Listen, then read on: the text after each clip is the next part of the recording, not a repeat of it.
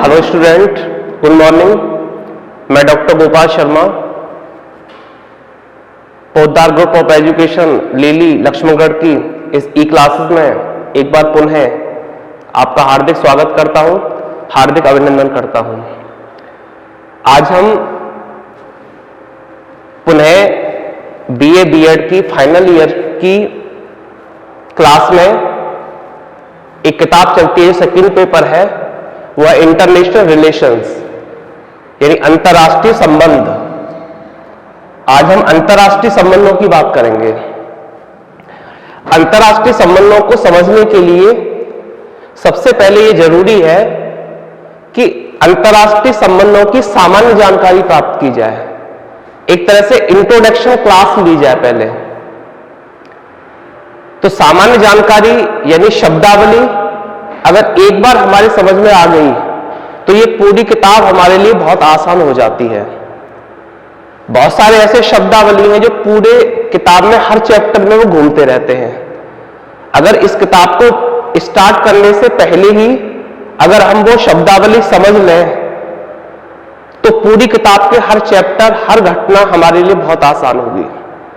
तो आज हम इंटरनेशनल रिलेशंस की पहली क्लास में हम सामान्य जानकारी प्राप्त करते हैं। जैसे आप देखते हैं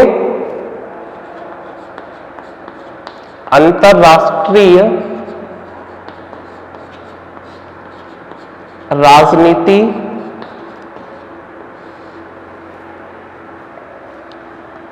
अंतर्राष्ट्रीय संबंध,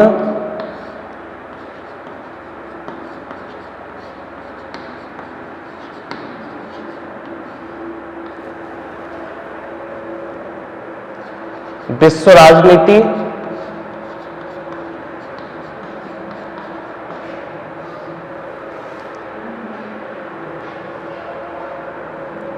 अंतर्राष्ट्रीय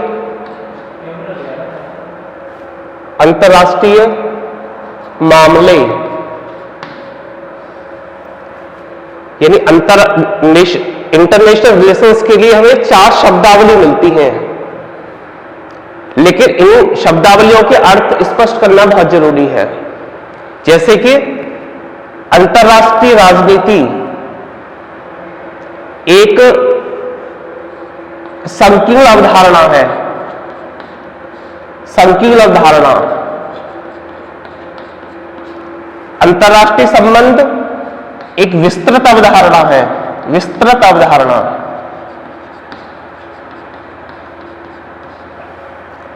संकीर्ण अवधारणा क्यों है?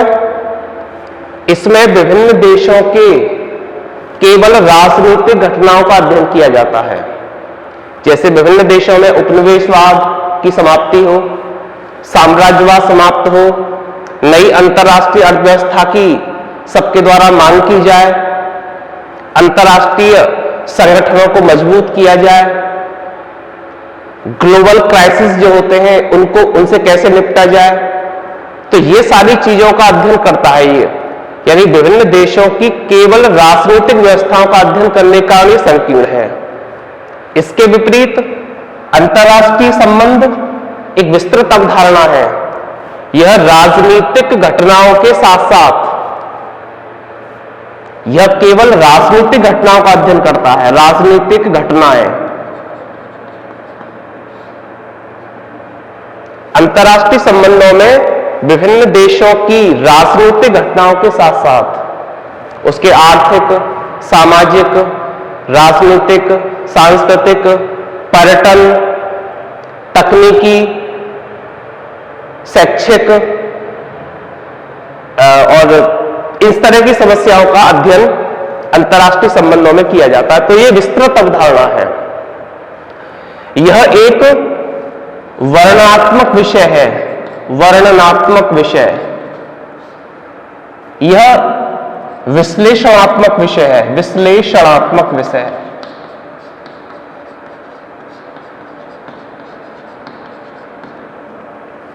तो अंतर्राष्ट्रीय संबंधों की विषय वस्तु व्यापक है, यह व्यापक अध्ययन है, विश्लेषणात्मक अध्ययन है। ये हो गया। अब विश्व राजनीति, विश्व राजनीति में जो दुनिया के सभी देश होते हैं वह देश एक समूह के रूप में काम करते हैं। अगर देखा जाए तो विश्व राजनीति संभव नहीं है, क्योंकि विश्व में राजनीति करने के लिए कोई ऐसी संस्था नहीं है, जैसे इंग्लैंड में संसद, भारत में संसद, ऐसी विश्व में कोई संसद नहीं है जो उस पूरी विश्व राजनीति को वो प्रभावित कर सके। अंतर्राष्ट्रीय मामले यह केवल घटना की तरह लिए जाते हैं, कोई घटना घटित हो जाए, जैसे कि कीनिया में एक 4 हाथ पैर वाली बच्ची ने जन्म लिया, तो यह एक अंतर्राष्ट्रीय मामला कहा जाएगा, ना कि विश्व राजनीति या अंतर्राष्ट्रीय राजनीति। तो ये कुछ शब्दावली है। तो अंतर्राष्ट्रीय राजनीति, अंतर्राष्ट्रीय संबंध, यह टॉपिक बीए में के 3rd ईयर में भी चलता है और एमए में भी चलता है। अब इसको और बेहतर समझने के लिए, हम जैसे कि देखा होगा आपने, एक फिल्म होती है और उस फिल्म में एक एक्टर होता है और उस एक्टर के इर्द गिर्द ही पूरी फिल्म घूमती रहती है। ठीक उसी प्रकार किसी देश की राष्ट्रीय राजनीति में,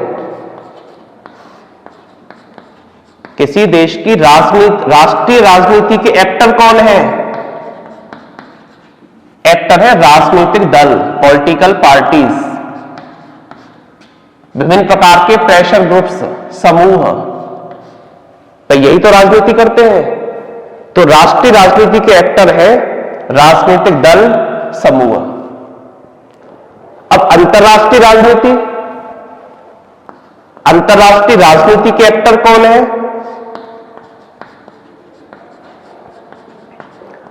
अंतर्राष्ट्रीय राजनीति के एक्टर हैं विभिन्न देश, विभिन्न राष्ट्र, नेशंस, ये अंतर्राष्ट्रीय राजनीति के एक्टर है, ये राजनीति करते हैं विश्व में। इसके अलावा पूरे अंतर्राष्ट्रीय संबंधों को समझने के लिए एक और है जिसे कहा जाता है नॉन स्टेट एक्टर।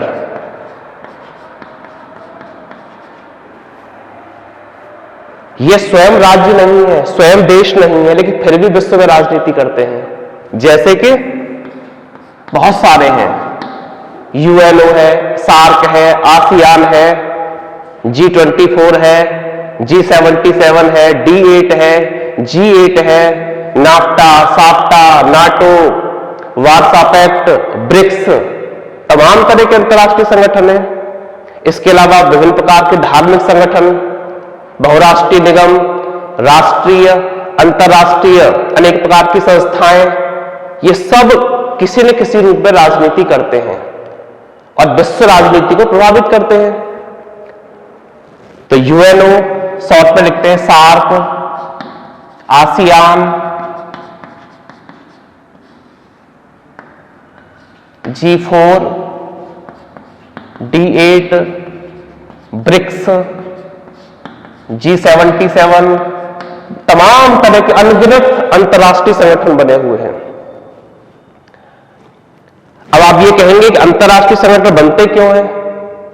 दुनिया का कोई भी देश ऐसा नहीं है जो अपने आप को किसी न किसी क्षेत्रीय या अंतर्राष्ट्रीय संगठन में अपने आप को शामिल नहीं करता हो, क्योंकि प्रत्येक देश अपनी सुरक्षा चाहता है, क्षेत्र की साझी समस्याओं का वो हल ढूंढना चाहता है, वो आयात निर्यात करना चाहता है, वो टेक्नोलॉजी का आदान प्रदान करना चाहता है। इसीलिए दुनिया का प्रत्येक देश किसी न किसी राष्ट्रीय या अंतर्राष्ट्रीय या क्षेत्रीय संगठनों से जुड़ाव रखता है, इसीलिए इनकी आवश्यकता होती है। अब देखिए, राष्ट्रीय राजनीति और अंतर्राष्ट्रीय राजनीति में क्या अंतर है? दोनों में अंतर है। राष्ट्रीय राजनीति भी का उद्देश्य भी क्या है? शक्ति प्राप्त करना। और अंतर्राष्ट्रीय राजनीति में सभी देश ये भी क्या पाना चाहते हैं? यह भी तो शक्ति पाना चाहते हैं।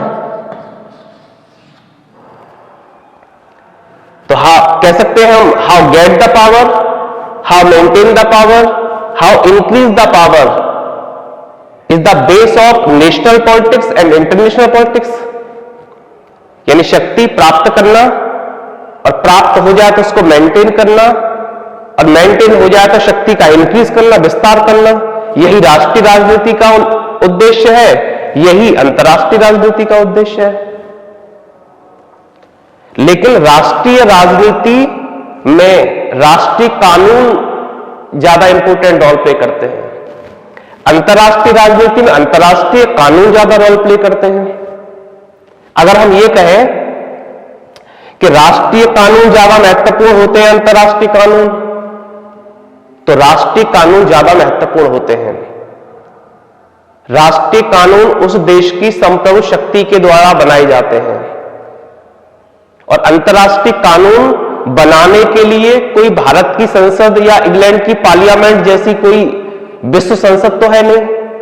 इसीलिए राष्ट्रीय कानून उस देश की पूरी टेरिटरी में लागू होते हैं और सभी उन्हें फॉलो करते हैं। लेकिन अंतर्राष्ट्रीय कानूनों को मानना या न मानना देशों पर निर्भर करता है, यानी बाध्यकारी नहीं होते। जैसे इंटरनेशनल कोर्ट के द्वारा जो डिसीजन दिया जाता है, ये जरूरी नहीं है कि राष्ट्र उनको माने, कुछ में मान लेते हैं, कुछ को नहीं मानते। तो इस तरीके से अंतर्राष्ट्रीय राजनीति में शक्ति प्राप्त करना सभी देशों का उद्देश्य होता है।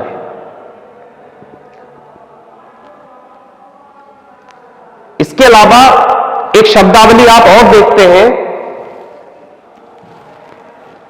हर चैप्टर में आती है, first world, second world, third world, अब एक और आ गया फोर्थ वर्ल्ड। ये अवधारणा क्या है, इसको देखिए, ये हर चैप्टर में ये शब्द घूमते रहते हैं। तो इस बुक का बेस बनाने के लिए इसके विषय में सामान्य इंट्रोडक्शन क्लास बहुत जरूरी है। तो बात करते हैं फर्स्ट वर्ल्ड की अवधारणा क्या है। फर्स्ट वर्ल्ड यानी प्रथम विश्व। फर्स्ट वर्ल्ड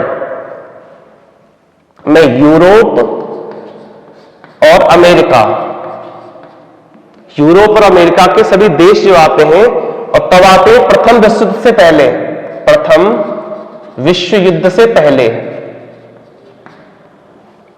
प्रथम विश्व युद्ध से पहले के यूरोप और अमेरिका के देशों को फर्स्ट वर्ल्ड कहा जाता है, प्रथम विश्व कहा जाता है। दूसरा सेकंड वर्ल्ड क्या है? सेकंड वर्ल्ड, इसमें रूस यानी सोवियत रूस और जितने भी साम्यवादी देश हैं, रूस और साम्यवादी देश जितने भी हैं, उनको क्या कहा जाता है? ये भी प्रथम विश्व युद्ध के बाद, यह प्रथम विश्व से पहले, प्रथम विश्व से पहले, प्रथम विश्व युद्ध के बाद, ये बाद है, ये प्रथम विश्व युद्ध के बाद, इन्हें सेकंड वर्ल्ड कहा गया। तीसरा आता है थर्ड वर्ल्ड। थर्ड वर्ल्ड या इसको हिंदी में तीसरी दुनिया, महत्वपूर्ण है, तीसरी दुनिया, थर्ड वर्ल्ड। तीसरी दुनिया क्या है? इसमें एशिया, अफ्रीका और लैटिन अमेरिका,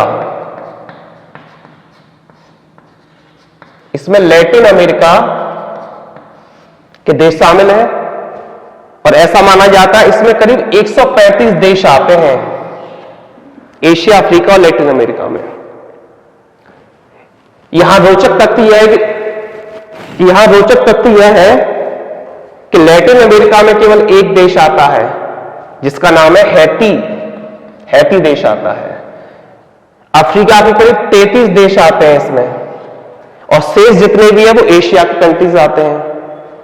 अब चूंकि थर्ड वर्ल्ड ज्यादा इंपॉर्टेंट शब्दावली है इन सब में, तो थोड़ा सा संक्षिप्त में इसको भी हम जान लेते हैं। तीसरी दुनिया शब्द का प्रयोग ये 1952 में आया है। ये द्वितीय विश्व युद्ध के बाद की कहानी है। ये दो प्रथम विश्व से पहले, प्रथम विश्व युद्ध के बाद, ये जो शब्दावली है वो द्वितीय विश्व युद्ध के बाद आया है 1945 में द्वितीय विश्व युद्ध हुआ। उसके बाद तो 1952 में ये अल्फ्रेड सोबी ने सबसे पहले तीसरी दुनिया शब्द को जन्म दिया था। क्या विशेषता है इनकी तीसरी दुनिया के देशों की? कृषि आधारित अर्थव्यवस्था है, उद्योगों की कमी है, जनसंख्या विस्फोट ज्यादा है, आयात ज्यादा करते हैं, निर्यात नहीं करते, जनसंख्या विस्फोट ज्यादा है, अश्वेत जनसंख्या निवास करती है, विलासतापूर्ण खर्चे हैं इनके, और टेक्नोलॉजी की कमी है, प्राचीन परंपराएं बहुत ज्यादा है, यानी परंपराओं को ये लोग छोड़ना नहीं चाहते। इनकी 75% जनसंख्या ग्रामीण है, 800 मिलियन आबादी इन तीसरी दुनिया के देशों में रहती है, और विश्व व्यापार में इनकी उपस्थिति केवल 1% उपस्थिति। 800 मिलियन जनसंख्या, 75% जनसंख्या ग्रामीण है, रूरल है। तो स्थिति ये अल्प विकसित भी कह सकते हैं इनको, विकासशील भी कह सकते हैं, गरीब भी कह सकते हैं, पिछड़े भी कह सकते हैं, लेकिन पूरी दुनिया की राजनीति को प्रभावित करते हैं। तो ये थर्ड वर्ल्ड हो गया। अब चतुर्थ वर्ल्ड क्या है? फोर्थ वर्ल्ड, चतुर्थ वर्ल्ड।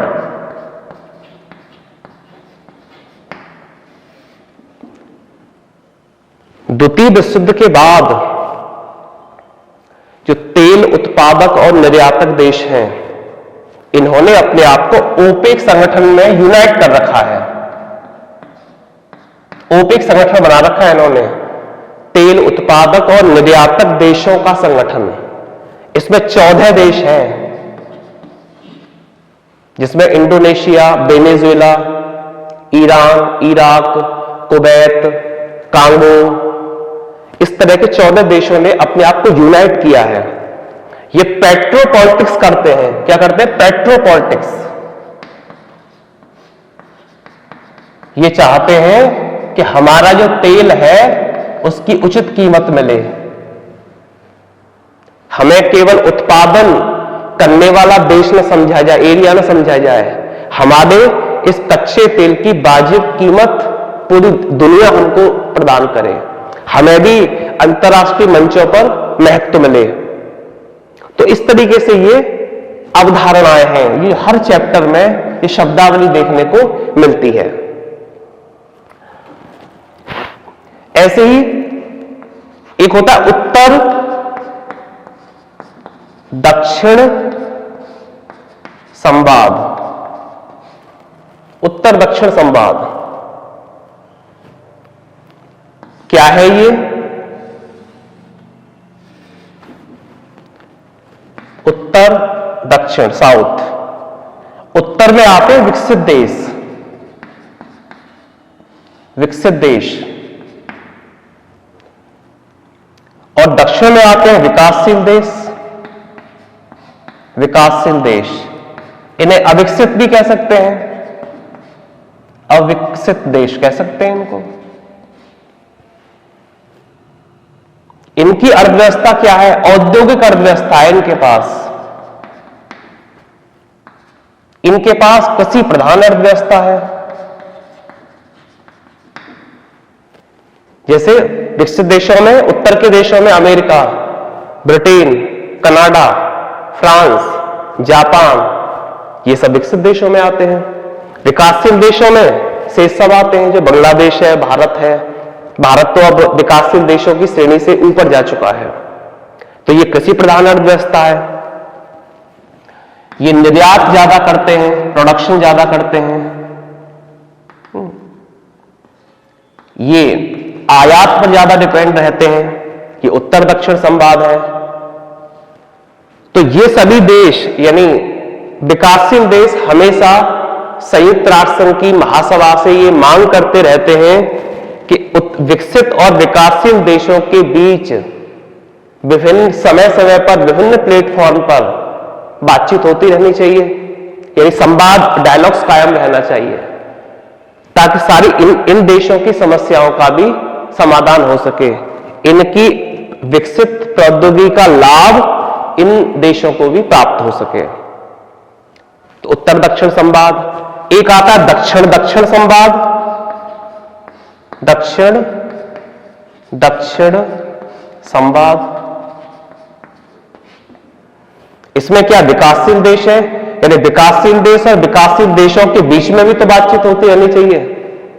इन्होंने भी अपने आप को कुछ संगठनों में यूनाइट कर रखा है, जैसे सार्क क्या क्षेत्रीय संगठन है, आसियान दक्षिण पूर्व एशियाई देशों का संगठन है। तो इन्होंने भी अपने आप को यूनाइट कर रखा है, लेकिन ये भी बातचीत करते हैं। देखिए विभिन्न देशों के बीच में जो संगठन बने हैं उनकी समय समय पर बैठक होती रहती है, उसमें क्षेत्रीय समस्याओं के निदान ढूंढे जाते हैं, समस्याओं को मिलकर सुलझाया जाता है, टेक्नोलॉजी का आदान प्रदान करते हैं, वस्तु का आदान प्रदान करते हैं, पूंजी का आदान प्रदान करता है, विचारों का आदान प्रदान होता है। इस वजह से प्रॉपर बातचीत होनी चाहिए। और आप ये तो जानते ही हैं, कोई भी व्यक्ति हो, कोई भी समाज हो, कोई भी देश हो, कोई भी संगठन हो, एक प्लेटफॉर्म पर बातचीत के लिए उन्हें आना चाहिए। समस्याएं बातचीत से हल होती हैं। उत्तरी गोलार्ध और दक्षिणी गोलार्ध, उत्तरी गोलार्ध या दक्षिणी गोलार्ध, ये शब्दावली भी है।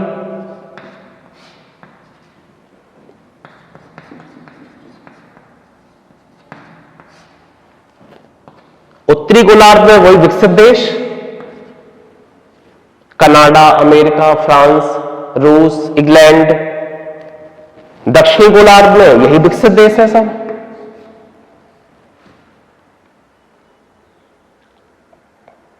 तो ये एक सामान्य जानकारी हमने इस विषय में की है। अब इसके दूसरे पार्ट में भी कुछ चीजें आती हैं, उनको भी आप देखिए।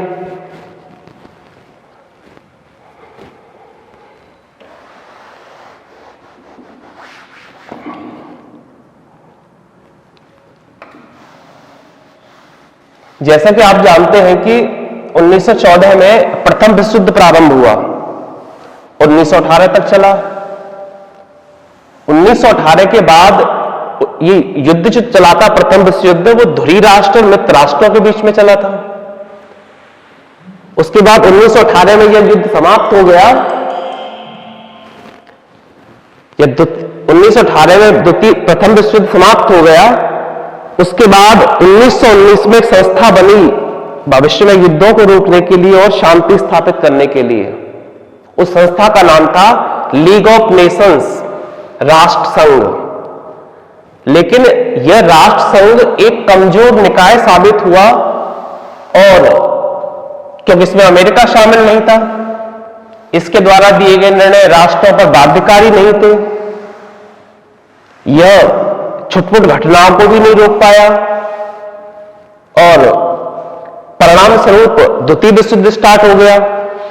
तो 1 सितंबर 1939 को जर्मनी ने पोलैंड पर हमला किया। जैसे कि 1914 से 18 तक प्रथम विश्व युद्ध चला, फर्स्ट वर्ल्ड वॉर चला। उसके बाद 1919 में लीग ऑफ नेशंस की स्थापना हुई, यानी राष्ट्र संघ की स्थापना हुई, राष्ट्र संघ की स्थापना हुई। अब जब प्रथम विश्व युद्ध का दोषी जर्मनी को ठहराया गया, अब इन सभी मित्र राष्ट्रों ने जर्मनी के ऊपर बहुत सारे प्रतिबंध लगा दिए। सैनिक प्रतिबंध, आर्थिक प्रतिबंध, वर्षा की संधि में जर्मनी के साथ अपमानजनक व्यवहार किया गया था। परिणाम स्वरूप जर्मनी को यह महसूस हुआ कि हमारा अपमान हुआ है, और जैसे ही हम मजबूत बनेंगे हम इस अपमान का बदला लेंगे। उसके बाद जर्मनी अपनी सैनिक शक्तियां वृद्धि करता रहा, अंतर्राष्ट्रीय नियमों को तोड़ता रहा, और जब धीरे धीरे हिटलर के नेतृत्व में जर्मनी मजबूत हुआ और उसने 1 सितंबर 1939 को जर्मनी ने पोलैंड पर हमला किया, और जब पोलैंड पर हमला किया तो तुरंत इंग्लैंड और फ्रांस भी आए। इंग्लैंड और फ्रांस ने जर्मनी को वार्निंग दी कि आप रुकिए। जर्मनी जब नहीं माना तो ब्रिटेन और फ्रांस भी द्वितीय विश्व युद्ध में कूद पड़े, और 1 सितंबर 1939 से प्रॉपर तरीके से द्वितीय विश्व युद्ध प्रारंभ हो गया।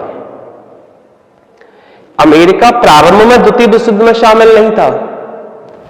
अमेरिका कब आया? अमेरिका 1941-42 में अमेरिका द्वितीय विश्व युद्ध में शामिल हुआ, क्योंकि उसके एक नौसैनिक तट यानी पर्ल हार्बर पर हमला कर दिया था जापान ने। तो जब पर्ल हार्बर पर हमला किया तो अमेरिका भी विश्व युद्ध में कूद पड़ा, और जब अमेरिका कूद पड़ा तो अमेरिका ने बहुत ही जल्दी द्वितीय विश्व युद्ध को समाप्त भी कर दिया। आप जानते हैं 6 अगस्त और 9 अगस्त को जापान के 2 शहर हिरोशिमा और नागासाकी पर अमेरिका ने लिटिल बॉय और फैट मैन नामक परमाणु बम गिराए। एक सुबह 8:30 बजे गिराया, एक 9 अगस्त को 11:30 बजे गिराया, और देखते देखते ही हिरोशिमा नागासाकी एक तरह से बर्बाद हो गए। विश्व कम्युनिटी ने अमेरिका के इस कार्य की निंदा की। उन्होंने कहा कि इसी साल 1945 में अमेरिका ने परमाणु हथियार बनाया है, और इसी साल आपने चेक कर लिया हिरोशिमा नागासाकी पर। आपने विश्व को दादागिरी दिखाने के लिए इसका प्रयोग किया है। लेकिन अमेरिका तर्क यह दे रहा था कि अगर हम हिरोशिमा नागासाकी पर हमला नहीं करते तो जापान कभी आत्मसमर्पण नहीं करता, परिणाम स्वरूप द्वितीय विश्व युद्ध समाप्त नहीं होता। इसलिए हमने ऐसा किया, लेकिन विश्व कम्युनिटी अमेरिका की इस बात से सहमत नहीं दिखी। वो केवल अपने आप को दादा साबित करने के लिए, महान बताने के लिए उसने ऐसा किया। जब और देश आत्मसमर्पण कर चुके थे 2-4 दिन में, जापान भी कर देता। इतनी खतरनाक हथियार का प्रयोग उस पर नहीं होना चाहिए था। ये बहुत लंबे समय तक एक प्रश्न बना रहा। खैर, द्वितीय विश्व समाप्त हो गया। मित्र राष्ट्र में अमेरिका, फ्रांस, सोवियत संघ, इंग्लैंड थे, और धुरी राष्ट्र में इटली, जर्मनी, जापान थे। धुरी राष्ट्रों की पराजय हुई, मित्र राष्ट्रों की विजय हुई। लेकिन विजय जरूर हुई, लेकिन कुछ देश जीत करके भी हार गए। अपार जनधन की हानि हुई। फ्रांस लगभग तबाह हो चुका था, धुरी राष्ट्र लगभग तबाह हो चुके थे। तब माथा ठनका किसका? अमेरिकी राष्ट्रपति, नाम था रूजवेल्ट ने महसूस किया कि विश्व में स्थायी शांति करने के लिए एक ऐसे संगठन की स्थापना जरूरी है जो वर्ल्ड में शांति स्थापित करे और भविष्य में युद्धों को रोके। अगर ऐसे ही द्वितीय विश्व युद्ध जैसे युद्ध की पुनरावृत्ति अगर अब हो गई तो महाविनाश होगा, कोई नहीं बचेगा। यह भी तय कर पाना मुश्किल होगा कि विजेता कौन रहा है। इसलिए रूजवेल्ट के प्रयासों से एक ऐसे संगठन की स्थापना संभव हो पाई जिसका नाम था संयुक्त राष्ट्र संघ, यूएनओ, यूनाइटेड नेशंस ऑर्गेनाइजेशन। यह संगठन की स्थापना हुई। अब चूंकि इंटरनेशनल रिलेशंस में यूएनओ एक बहुत इंपॉर्टेंट रोल प्ले करता है। अगर हम एक शब्द में कहें कि अंतरराष्ट्रीय राजनीति और संबंधों का मेन हीरो कोई है तो वो अमेरिका है। अमेरिका विश्व की सारी घटनाओं को प्रभावित करता है। ऐसे ही संयुक्त राष्ट्र संघ भी बहुत इंपॉर्टेंट फैक्टर है अंतरराष्ट्रीय राजनीति में। तो संयुक्त राष्ट्र संघ के बारे में संक्षिप्त जानकारी करेंगे हम। रूजवेल्ट के प्रयासों से 24 अक्टूबर 1945 को सैन फ्रांसिस्को में संयुक्त राष्ट्र संघ की स्थापना होती है। प्रारंभिक सदस्य 50 थे, फिर एक सदस्य 51 में आ गया, 51वां सदस्य पोलैंड इसमें जुड़ा।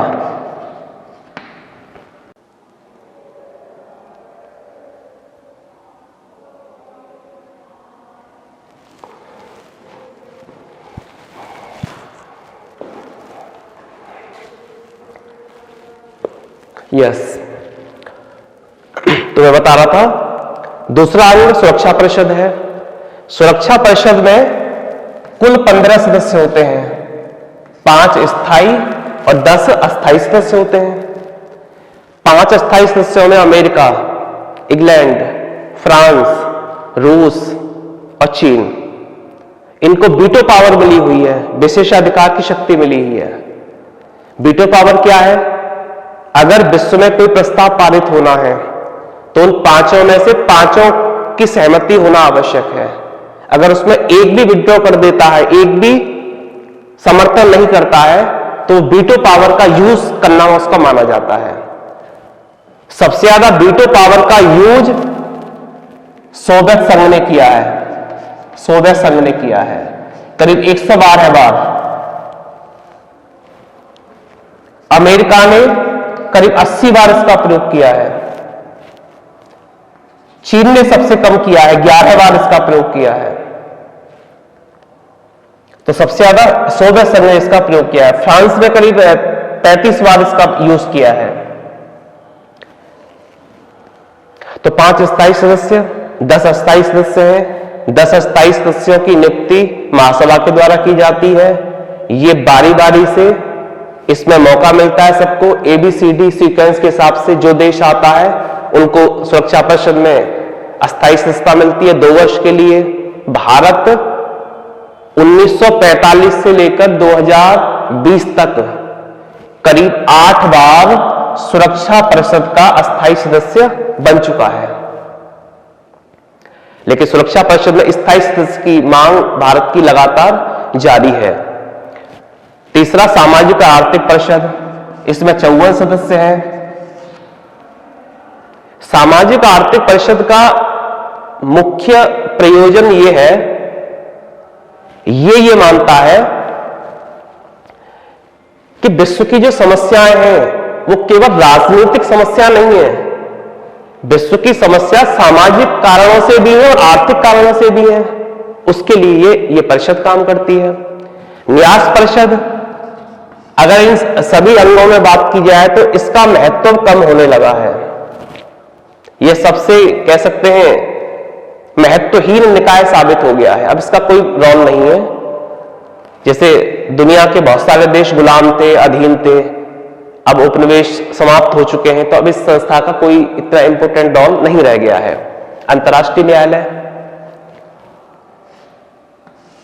इसमें 15 न्यायाधीश होते हैं। एक का कार्यकाल 9 वर्ष होता है। भारत के doctor Nagendra, doctor Benegal Rao, doctor Dalbir Bhandari, इन्होंने अंतर्राष्ट्रीय न्यायालय के न्यायाधीश पद को सुशोभित किया है। सचिवालय इसका ऑफिस होता है। इसका सबसे बड़ा अधिकारी महासचिव होता है। वर्तमान में एंटोनियो गुटेरस, ये 2017 से संयुक्त राष्ट्र संघ के महासचिव हैं सचिवालय के। पुर्तगाल से हैं, पुर्तगाल के प्राइम मिनिस्टर भी रह चुके हैं एंटोनियो गुटेरस, बहुत अच्छा काम कर रहे हैं। तो इस तरह 6 अंग हैं ये। इसके अलावा इसकी कोई विशिष्ट एजेंसीज हैं, 17 विशिष्ट एजेंसी हैं। UNICEF, UNESCO, ILO, IMF, UNDP, UNEP, इस तरह के ये संगठन हैं। तो ये संयुक्त राष्ट्र संघ के विषय में संक्षिप्त जानकारी प्राप्त की आपने। उसके बाद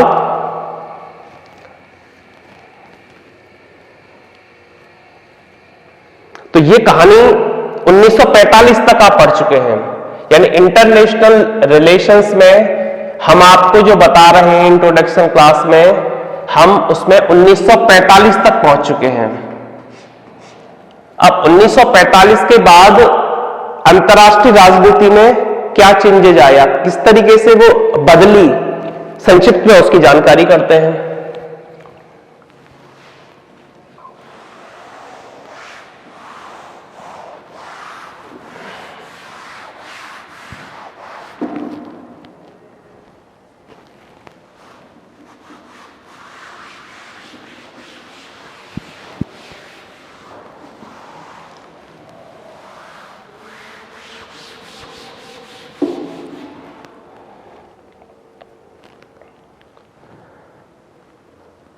1945 के बाद विश्व दो गुटों में बंट गया। एक गुट का नेतृत्व अमेरिका ने किया और दूसरे गुट का नेतृत्व सोवियत संघ ने किया। तो हम यह भी कह सकते हैं कि विश्व दो ध्रुवी हो गया। ध्रुव वो होते हैं जो कभी मिलते नहीं हैं। दो ध्रुव कौन कौन से? एक ध्रुव अमेरिका का हो गया, दूसरा ध्रुव सोवियत संघ का हो गया। अब इनके बीच में 1945 से लेकर 1991 तक इन सालों में विचारों की लड़ाई होती रही, जिसे शीत युद्ध कहा गया। दोनों ही महाशक्ति एक दूसरे को अंतर्राष्ट्रीय मंच पर नीचा दिखाने का प्रयास करती रही। यानी शीत युद्ध वास्तविक युद्ध न होकर युद्ध जैसी स्थिति का बने रहना था, उसे शीत युद्ध कहा गया। दोनों महाशक्ति कभी आमने सामने नहीं आई, लेकिन एक दूसरे में अविश्वास व्यक्त करना। पंडित नेहरू ने कहा था इसके विषय में, यह निलंबित मृत्युदंड के समान है शीत युद्ध। तो उसकी बात करते हैं। 1945 के बाद दो ध्रुव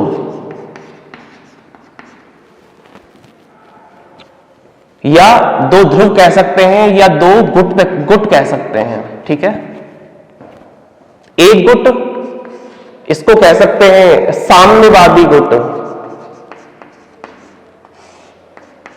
साम्यवादी गुट, और दूसरा गुट कह सकते हैं पूंजीवादी गुट, पूंजीवादी गुट। इसमें जान लेते हैं।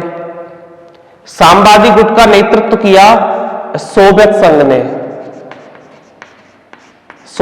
ने, और पूंजीवादी गुट का नेतृत्व करता है America, United state of America. इसका उद्देश्य क्या है?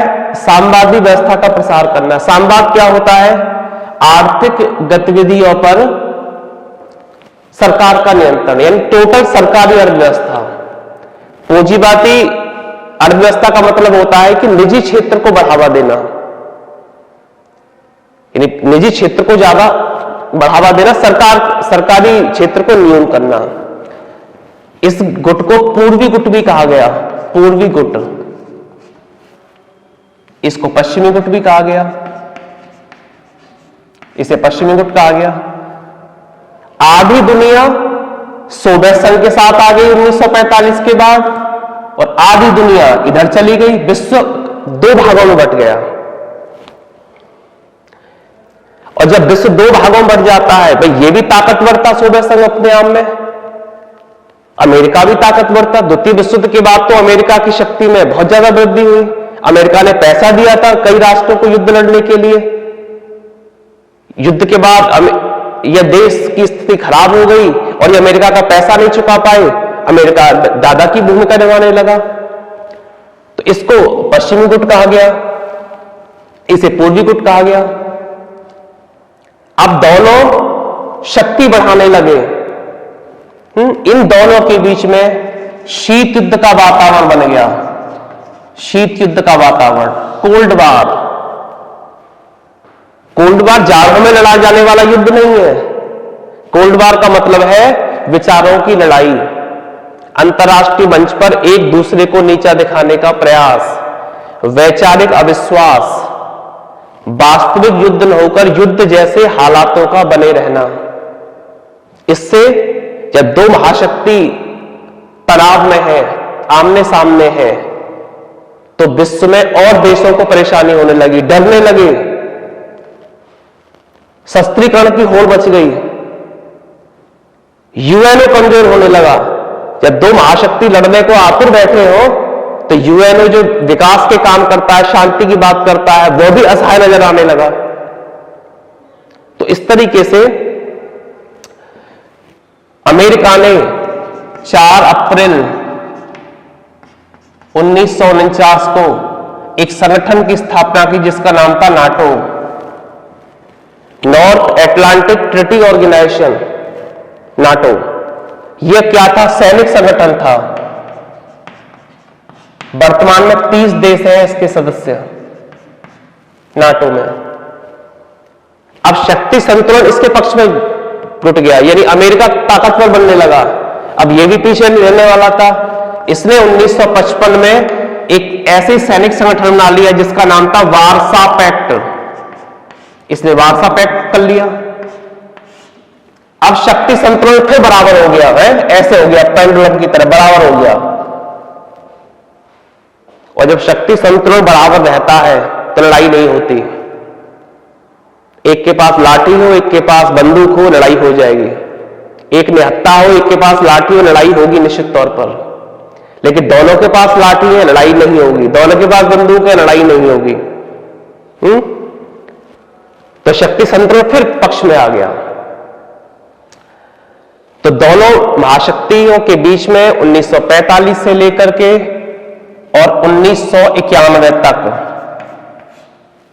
शीत युद्ध चलता रहा। उसी दौरान कुछ घटनाएं और भी घटित होती हैं। और घटनाएं क्या घटित होती हैं? इसी के बीच में आता है कि 1962 में क्यूबा मिसाइल संकट, क्यूबा मिसाइल संकट, यह क्राइसिस, यह संकट बहुत खतरनाक था। ऐसा लगा कि अब तो तीसरा विश्व युद्ध होकर रहेगा, रुक नहीं सकता। पूरी दुनिया घबराने लगी। दोनों महाशक्ति आमने सामने आ गई। क्या हुआ था? यह क्यूबा जो था वो छोटा सा टापू देश था और यह अमेरिका के पास था, अमेरिका के करीब था एक तरह से। लेकिन इस क्यूबा का झुकाव सोवियत रूस की तरफ था। सोवियत रूस के नेता निकिता क्रुश्चेव, क्या नाम था उनका? निकिता क्रुश्चेव। निकिता क्रुश्चेव, इन्होंने क्या किया कि क्यूबा को सैनिक अड्डे में तब्दील करने का निर्णय किया। तो क्यूबा में पहुंचकर उन्होंने अपनी सारी मिसाइलें वहां पर लगा दी और उनका मुंह अमेरिका की तरफ कर दिया। और जब अमेरिका की तरफ उनका मुंह कर दिया तो अमेरिकी राष्ट्रपति, जिनका नाम था John F Kennedy, John F Kennedy, ये राष्ट्रपति थे, ये परेशान हो गए कि इतनी हिम्मत सोवियत संघ की। इन्होंने तुरंत ही अपने जहाजी बेड़े क्यूबा की तरफ प्रस्थान कर दिए। अब जब इधर से जहाजी बेड़े आना शुरू हो गया तो निकिता क्रुश्चेव को थोड़ा सा लगा कि युद्ध की स्थिति बन सकती है, खतरनाक हो सकता है युद्ध।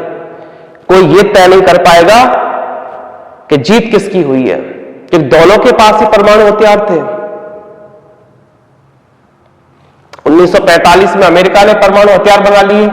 1945 में हिरोशिमा नागासाकी पर चेक भी कर लिया। इधर सोवियत रूस ने भी परमाणु हथियार बना लिया। दोनों परमाणु संपन्न देश थे। तो बाद में फिर निकिता क्रुश्चेव ने अपने सैनिक अड्डे को वहां से हटा लिया, अपनी मिसाइलों को वहां से हटा लिया। बाद में जॉन एफ कैनेडी ने आदेश दिया जहाजी बेड़ों को आप वापस हो लीजिए। इस तरीके से ये क्यूबा मिसाइल संकट, ये क्राइसिस टल गया। दुनिया ने राहत की सांस ली और इस तरीके से ये शीत युद्ध में फिर नरमी आती है, शीत युद्ध थोड़ा कम होता है। और जब शीत युद्ध में कमी आती है तो उसके एक शब्द मिलता है देदांत, देदांत या तनाव शैथिल्य, शैथिल्य। तो तनाव शैथिल्य, शीत युद्ध में नरमी आना।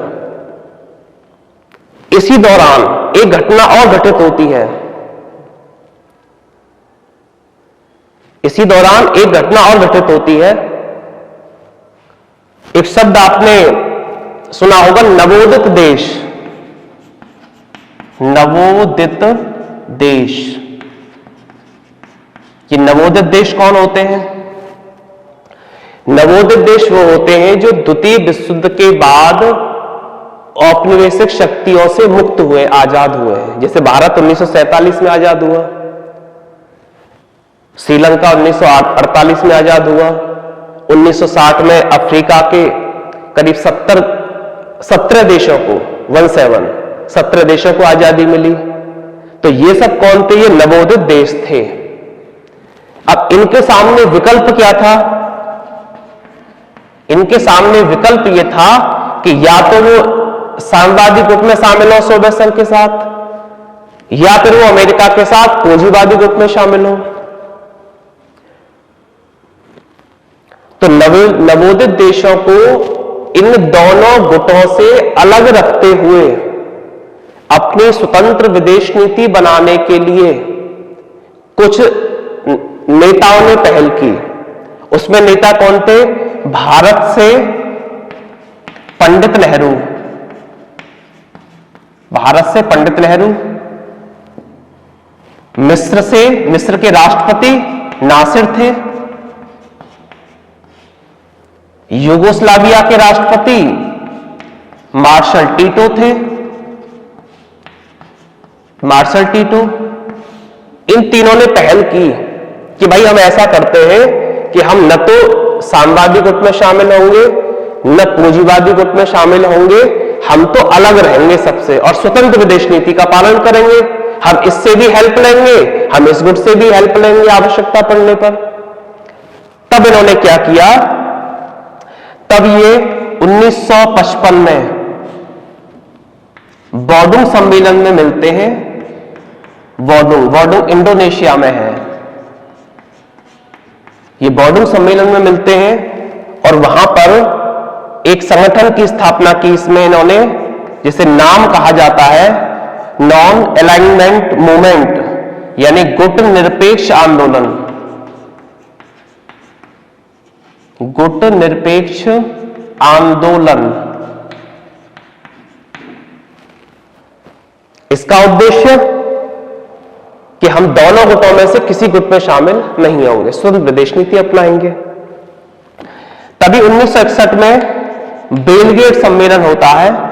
बेलग्रेड सम्मेलन, इसमें 25 देशों ने भाग लिया और इस गुट निरपेक्ष आंदोलन को असली जामा पहनाया। आज वर्तमान में गुट निरपेक्ष आंदोलन में 120 देश हैं। 2016 में जब वेनेजुएला में एक सम्मेलन हुआ था, उसमें 120वां देश बना था। तो इस तरीके से आज गुट निरपेक्ष आंदोलन में 120 देश हैं। अब इसका काम क्या है? अब कुछ लोगों ने आलोचना भी करी इसकी कि जब 1991 में शीत युद्ध समाप्त हो गया और सोवियत संघ का पतन हो गया 15 गणराज्यों में, अमेरिका शक्तिशाली बना, विश्व एक ध्रुवीय हो गया। तो जब विश्व एक ध्रुवीय हो गया, जब एक गुट रह गया विश्व में, तो फिर इस गुट निरपेक्ष आंदोलन की प्रासंगिकता ही क्या है? नाम ही है गुट निरपेक्ष, गुट से निरपेक्ष रहते हुए। और जब गुट ही नहीं रहा पूरी दुनिया में, तो गुट निरपेक्ष आंदोलन का औचित्य क्या है? तो इसने अपने तरीके को बदला। आज भले ही गुट निरपेक्ष आंदोलन राजनीतिक क्षेत्र में महत्वपूर्ण नहीं है, लेकिन आर्थिक क्षेत्र में यह बहुत महत्वपूर्ण है। इस गुट निरपेक्ष आंदोलन ने दोनों महाशक्तियों के तनाव को कम करने का प्रयास किया। पर्यावरण संरक्षण के लिए इसका बहुत ज्यादा योगदान है। तकनीक के आदान प्रदान में इस संगठन का बहुत बड़ा योगदान है। तो कोई भी संगठन जो बनते हैं, कोई भी संगठन ऐसा नहीं है कि वो औचित्यहीन होते हैं। कहीं ना कहीं लोकतंत्र में विभिन्न संगठनों का अपना एक महत्व होता है। तो इस तरीके से ये शीत युद्ध चलता रहा 1991 तक। 1991 में ये सोवियत संघ का विघटन हो गया और विघटन में ग्लासनोस्त और पेरेस्ट्रोइका की नीति महत्वपूर्ण साबित हुई और सोवियत संघ छोटे छोटे 15 गणराज्यों में बंट गया। रूस सोवियत संघ का सबसे बड़ा गणराज्य साबित हुआ। उसे सुरक्षा परिषद की स्थायी सदस्यता की दावेदारी दी गई। उसे परमाणु संपन्न राष्ट्र का दर्जा प्रदान किया गया, यानी सोवियत संघ का उत्तराधिकारी बना रूस। इस तरह सोवियत संघ का पतन हुआ, विघटन हुआ, परिणाम स्वरूप अमेरिकी गुट महत्वपूर्ण रहा। विश्व दो ध्रुव से बदल करके क्या हो गया, एक ध्रुव हो गया, एक ध्रुविश्व हो गया। एक ध्रुवीय विश्व व्यवस्था में अमेरिका बहुत महत्वपूर्ण है, बहुत ताकतवर है। तो इस तरीके से आपने ये सारी चीजें पढ़ी, ये शब्दावली पढ़ी। आज वर्तमान में देखा जाए, अब इस समय देखा जाए तो वर्तमान में पूंजीवादी, साम्यवादी गुटों का कृत्रिम विभाजन अब समाप्त हो गया है। अब सोवियत संघ और अमेरिका भी ये महसूस करते हैं कि हमें आर्थिक हितों को आगे बढ़ाने के लिए ग्लोबलाइजेशन के दौर में हमें साथ आना होगा। अमेरिका और चीन वर्तमान में भले ही तनातनी है, लेकिन आर्थिक मुद्दों पर सहमत प्रतीत होते हैं। तो आज इस तरह का कृत्रिम विभाजन पूर्वी है, पश्चिमी है, पूर्वी गुट है, पश्चिमी गुट है, नाटो है, वार्सा पैक्ट है, सामवादी है, पूंजीवादी है, इस तरह का एक कृत्रिम विभाजन है, विचारधारात्मक विभाजन है, अब पूरी तरीके से वो समाप्त हो गया है। और आज ग्लोबलाइजेशन का जमाना है। तो ग्लोबलाइजेशन के जमाने में विश्व ग्लोबल विलेज की धारणा वर्तमान में काम कर रही है, जिसमें एक देश द्वारा दूसरे देश में पूंजी का आदान प्रदान, वस्तु का आदान प्रदान, विचारों का आदान प्रदान, तकनीक का आदान प्रदान, ये सब पॉसिबल हुआ है। तो मैं महसूस करता हूं कि ये निश्चित रूप से ये इंट्रोडक्शन क्लास आपको पसंद आई होगी और थोड़ा समय को ध्यान में रखते हुए इसे करीब 40-45 मिनट में हम इसे परिसीमित करने का प्रयास करते हैं। तो निश्चित रूप से ये क्लास आपको पसंद आई होगी। Thank you very much. Thanks for watching. Thank you.